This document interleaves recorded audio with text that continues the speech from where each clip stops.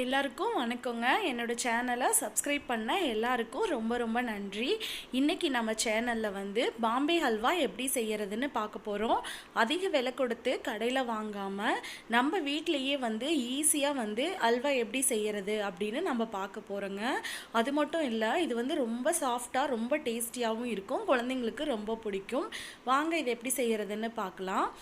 அதுக்கு ஃபஸ்ட்டு ஒரு பவுல் எடுத்துக்கோங்க. அதில் வந்து ஒரு 150 கிராம் அளவுக்கு கார்ன்ஃப்ளவர் மாவு எடுத்துக்கோங்க. சோள மாவுன்னு சொல்லுவாங்க.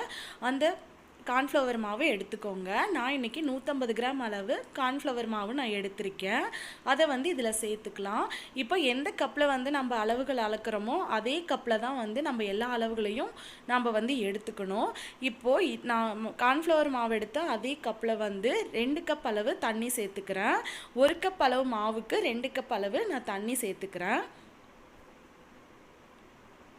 இப்போது இது கூட வந்து நம்ம இன்றைக்கி ஸ்வீட் ரெசிபி செய்ய போகிறோம். அதனால வந்து கொஞ்சம் ஒரு பிஞ்ச் அளவு நம்ம சால்ட்டு சேர்த்துக்கலாம். அப்போ வந்து நமக்கு ஸ்வீட் வந்து இன்னும் நமக்கு வந்து நல்லா சூப்பராக வரும். அதனால நான் சால்ட்டு சேர்த்துக்கிறேன். சேர்த்துட்டு இப்போ எல்லாத்தையும் வந்து ஒரு விஸ்க் வச்சு நம்ம கலந்து விட்டுக்கலாம். பாருங்கள், இந்த மாதிரி நல்லா வந்து கலந்து விட்டுக்கோங்க. மாவு வந்து தண்ணியில் நல்லா மிக்ஸ் ஆகிடுச்சு. இப்போ இது ஓரமாக இருக்கட்டும். இப்போ அடுப்பு ஆன் பண்ணி அதில் ஒரு கடாய் வச்சுக்கோங்க. இப்போ இதில் வந்து நம்ம எந்த கப்பில் வந்து சோள மாவு அளந்தோமோ அதே கப்பில் வந்து நம்ம 1 கப் அளவு வெள்ளை சர்க்கரை சேர்த்துக்கலாம். 1 கப் கார்ன்ஃப்ளவர் மாவுக்கு 1 கப் அளவு சர்க்கரை வந்து கரெக்டாக இருக்கும். 150 கிராம் மாவுக்கு 150 கிராம் சர்க்கரை நான் சேர்த்துருக்கேன். இப்போ இது கூட வந்து நம்ம சுகர் எடுத்த அதே கப்பில் வந்து 2 கப் அளவு தண்ணி சேர்த்துக்கலாம். உங்களுக்கு வந்து ஸ்வீட் வந்து கொஞ்சம் கூட வேணும் அப்படின்னா ஒரு 1.25 அளவு கப் அளவு சுகர் வந்து நீங்கள் சேர்த்துக்கலாம். நான் இப்போ சேர்த்திருக்கிறது வந்து எனக்கு கரெக்டான அளவாக இருக்கும். இப்போ வந்து நம்ம அடுப்பை ஹை ஃப்ளேமில் வச்சு சர்க்கரை வந்து நல்லா கரைஞ்சி வரணும் தண்ணியில். அந்த மாதிரி நல்லா வந்து கரண்டி வச்சு நம்ம கலந்து விட்டுடலாம். இதுக்கு பாகுபதமெல்லாம் எதுவும் தேவையில்லை. இப்போ சர்க்கரை நல்லா கரைஞ்சிருச்சு. இது கூட நம்ம ஏற்கனவே கலந்து வச்சுருக்கிற கார்ன்ஃப்ளவர் மாவை நம்ம இதில் சேர்த்துடலாம். இப்போ அடுப்பை வந்து சிம்மில் வச்சுட்டு நம்ம இதை சேர்த்துடலாம். அடுப்பை ஹையில் வச்சோம்னா நமக்கு வந்து கட்டிப்பட வாய்ப்பு இருக்குது. அதனால் ஃபுல்லாக சிம்மில் வச்சுக்கோங்க. வச்சுட்டு இதை வந்து நல்லா கலந்து விட்டுக்கிட்டே இருங்க. இப்போ இது கூட நான் வந்து ஏலக்காய் பவுடர் வந்து நான் சேர்த்துக்கிறேன். நான் வந்து ஒரு 1/2 ஸ்பூன் அளவுக்கு ஏலக்காய் பவுடர் வந்து நான் இதில் சேர்த்துக்கிறேன். நல்லா வாசனையாக இருக்கும். சேர்த்துட்டு இதை வந்து சிம்லேயே வச்சு நல்லா கலந்து விட்டுக்கோங்க. இப்போ கார்ன்ஃப்ளவர் மாவு வந்து நம்ம சேர்த்துருக்கிறதுனால வந்து நமக்கு நல்லா கெட்டிப்பட ஆரம்பிக்கும். அது வரைக்கும் வந்து விடாமல் நம்ம வந்து கிளறி விட்டுக்கிட்டே இருக்கணும். பாருங்கள், இந்த மாதிரி நல்லா வந்து கலந்து விட்டுக்கிட்டே இருங்க. அடுப்பை ஃபுல்லாக சிம்மில் வச்சுக்கோங்க. பாருங்கள், இந்த மாதிரி நல்லா கெட்டிப்படும் பாருங்கள். இப்போ கரெக்டாக வந்து ஒரு 3 நிமிஷம் ஆயிடுச்சு. இப்போ வந்து இது நல்லா வந்து கெட்டியாக ஆரம்பிச்சிருச்சு.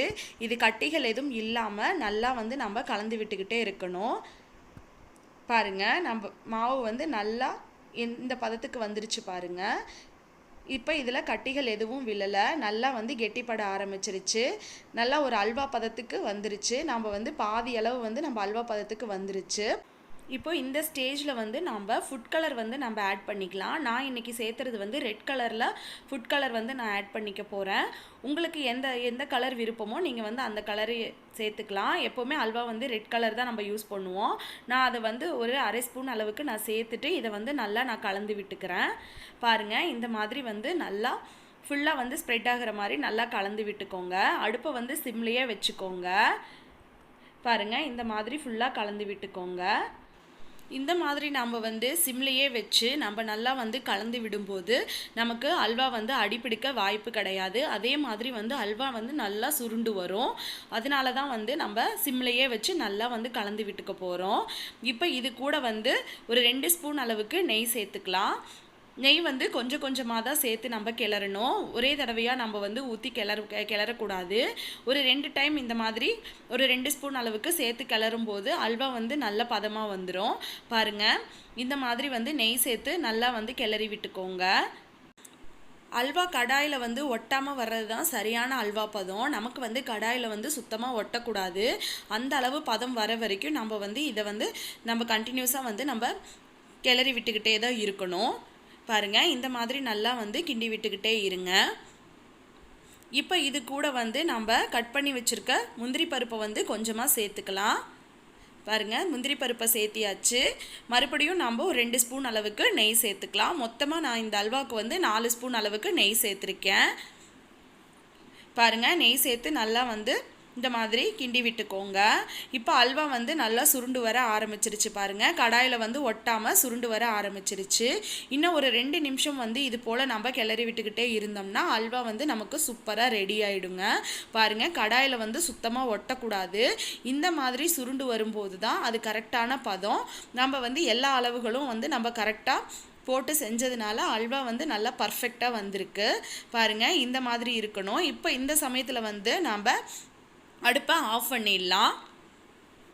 பாருங்கள் இது கரெக்டான பதமாக இருக்குது. இப்போ இதை வந்து அடுப்பை ஆஃப் பண்ணிடலாம். அடுப்பை ஆஃப் பண்ணிவிட்டு இதை வந்து நம்ம இன்னொரு பிளேட்டுக்கு வந்து நம்ம மாற்றி விட்டுறலாம்.